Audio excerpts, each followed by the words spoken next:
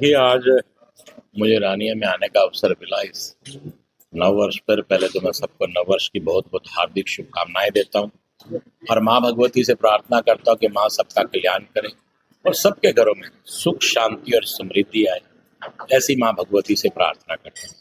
और आज रानिया में पंजाबी सभा जो ये आयोजन कर रही है, इनका भी आयोजकर्ताओं का भी मैं दिल से आभार व्यक्त करता हूँ और अपने सभी नेताओं का भी बहुत बहुत आभार व्यक्त करता हूँ, जिन्होंने मुझे इतनी मोहब्बत और इतना प्यार दिया।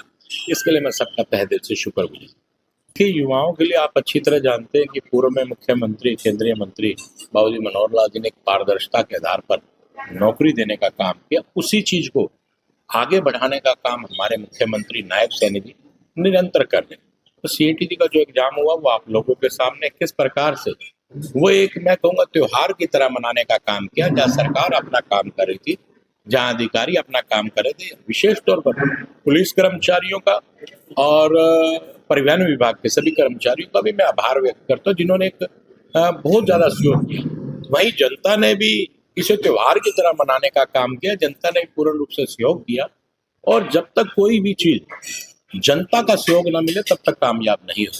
प्रदेश के साथ साथ रानिया में नशा काफी बढ़ा हुआ है और युवाओं की मौतें हो रही है। देखिए, जहाँ तक नशे का सवाल है, हर सरकार ने अपनी तरफ से एक प्रयास किया, लेकिन हमारे मुख्यमंत्री नायब सैनी जी एक अनूठी पहल की, जिसकी शुरुआत ये कह सकते हैं कि साइक्लोथॉन यात्रा के माध्यम से संत महात्माओं से भी ये बातचीत, इस विषय पर बातचीत माननीय मुख्यमंत्री जी ने की। संत महात्मा भी अलग अलग स्थानों पर, जहाँ पर भी वो अपने प्रवचन करते हैं, वहां पर नशे के खिलाफ मुहिम छेड़ने का काम करते हैं। मैं दिल की गहराइयों से बहुत बहुत आभार व्यक्त करता हूँ कि आप लोगों ने मुझे इतनी मोहब्बत, इतना प्यार दिया और मैं माफी चाहूंगा आप लोगों से देरी से आने के लिए। इस देरी से आने के लिए भी मेरे पिता की एक बात को ही बाद में जिक्र करूंगा आपसे। मेरा निवेदन कि सिर्फ 10 मिनट का समय लूंगा मैं आप लोगों से।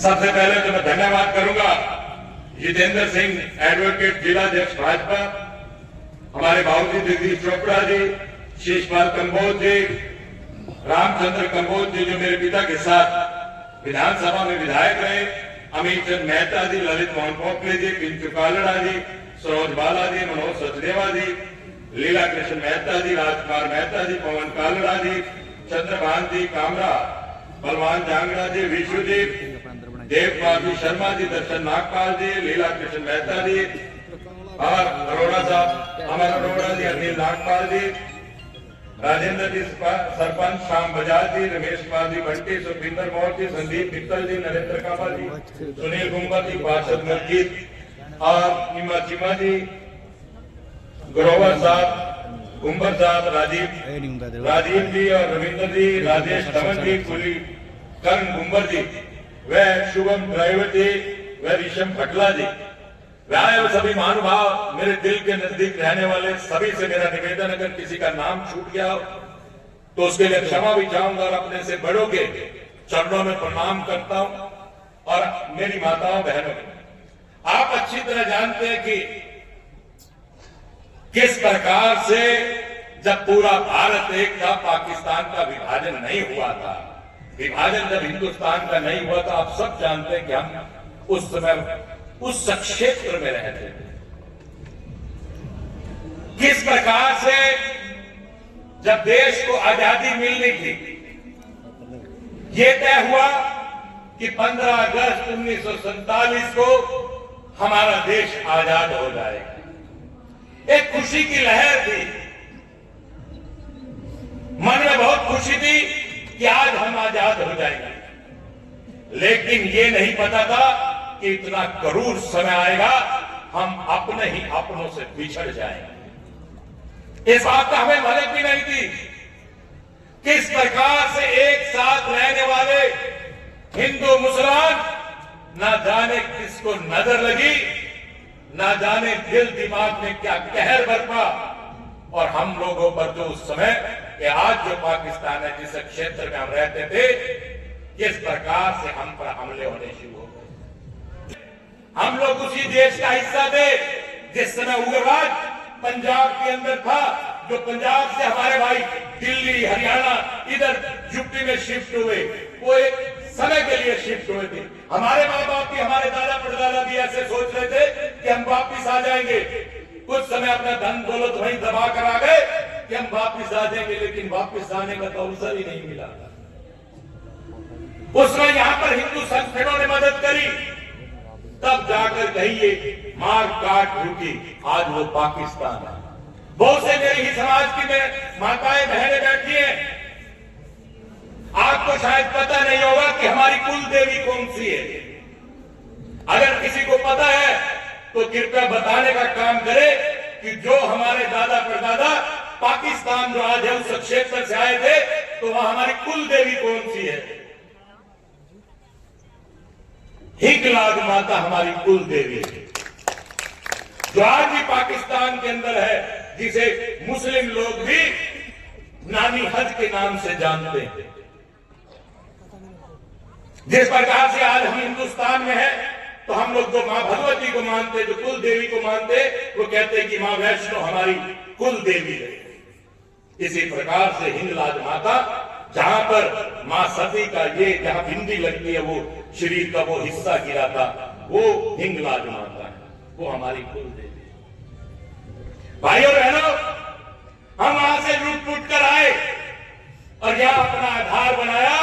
या हमारे पूर्वजों ने, हमारे दादा परदादाओं ने मांसाखोरी की, रिक्शा चलाया, साइकिल पे सवारियां ढोई, खच्चर चलाए, अपने परिवार का पेट पालने के लिए न जाने क्या क्या हम लोगों ने किया, इस बारे में कोई जानता ही नहीं। वो कहते हैं, हमारे पूर्वज कहते थे कि दिल की धड़कन अभी जारी है, दिल की धड़कन अभी जारी है, हम सोते नहीं, परिवार की जिम्मेवारी है। परिवारों को पालने का काम किया। आज हम ही को देखिए, आज कौन सा ऐसा हिंदुस्तान में एक वो है जिसके अंदर हम लोग नहीं है, चाहे वो राजनीतिक क्षेत्र हो, चाहे वो व्यापार का क्षेत्र हो, चाहे वो शिक्षा का क्षेत्र हो, चाहे बॉर्डर पे जान देने की जवान की बात हो। ऐसा कौन सा क्षेत्र है जिसमें आज पंजाबी समुदाय के लोग नहीं? ये उन सब की कृपा है, हमारे पूर्वजों की, हमारी दादी दादा परदादी, इन लोगों की हिम्मत है, जिन्होंने भूखे रह के अपने परिवार का पेट पाला। अभी हमारी बहन बेटियों को आपने सम्मानित किया, ये उसी का नतीजा है, क्योंकि हम लोगों ने भीख मांगना नहीं सिखाया, अपना हक लिया और अपनी मेहनत से लेने का काम किया। वो पंजाबी कौन है? मैं आप लोगों से एक ही निवेदन करता हूं कि आप लोग इकट्ठे रहिए। मेरे आने से पहले मुझको पता लगा कि यहां पर भी दो धड़े हैं। मैंने एक ही बात की कि अगर आप लोग एक साथ हो तो मैं आऊं, वरना मैं नहीं आऊंगा। जिन्होंने अभी पंजाबी सभा बनाई है, मैं उनसे भी निवेदन करता हूं, सबको एकजुट करके रखिए। त्योहार मनाइए पंजाबियों के, आज त्योहार भी लुप्त होते जा रहे हैं। लोहड़ी आने वाली है, मैं आप लोगों से निवेदन करता हूं, सबसे परिवार के मिलकर चंदा इकट्ठा कीजिए। भाई, मैं भी आपके परिवार का सदस्य हूं, मुझसे भी लीजिए और त्योहार मनाइए। जब आप सब लोग एकत्रित होंगे, यही मेरे आने का फायदा कि मैंने आप सबको एकत्रित करने का काम किया। सरकारें भी तभी मांगती हैं जब आप लोग एकत्रित रहेंगे। आज आपके सामने है किस प्रकार से हमारे आने के बाद भारतीय जनता पार्टी ने पहली बार बाबूजी मनोहर लाल जी को हरियाणा का चीफ मिनिस्टर बनाने का काम किया। हमारे बारे में हमारा भला कोई सोच सकता है तो भारतीय जनता पार्टी सोच सकती है, और कहीं नहीं, वरना कभी किसी ने नहीं सोचा था कि हरियाणा सूबे का मालिक भी कभी पंजाबी होगा। ये काम देने का काम किया तो हमारे देश के प्रधानमंत्री माननीय मोदी साहब ने किया। आज आपके सामने उसमें 2-2 मिनिस्टर, 3-3 मिनिस्टर पंजाबी थे। आज आपके सामने आपका बेटा, आपका भाई खड़ा है, ये भी एक पंजाबी, और इसे भी चुनने का काम भारतीय जनता पार्टी ने किया। और माननीय अनिल विज साहब भी इस सरकार के अंदर मंत्री हैं। आप जानते हैं कि आपकी मेहनत ने इसी हिस्से को बढ़ाने का काम किया, और भारतीय जनता पार्टी ने हर समाज का ध्यान रखते हुए मंत्री बनाने का काम किया। वही मैं आपको कहना चाहता हूं कि पंजाबी समाज ने हमेशा मेहनत, भाईचारा, सेवा और राष्ट्रभक्ति की मिसाल पेश करने का काम किया। समाज वही जो हर दुख सुख में साथ निभाए, समाज वही जो हर सुख दुख में साथ निभाए, जो टूटते रिश्तों को फिर से जोड़ पाए। जहां मैं नहीं केवल हम की पहचान है, जहां मैं नहीं केवल हम की पहचान है, वही समाज इतिहास में अमर कहलाए, वही समाज अमर। आज के समय में सबसे बड़ी आवश्यकता अच्छे समाज का निर्माण करना है।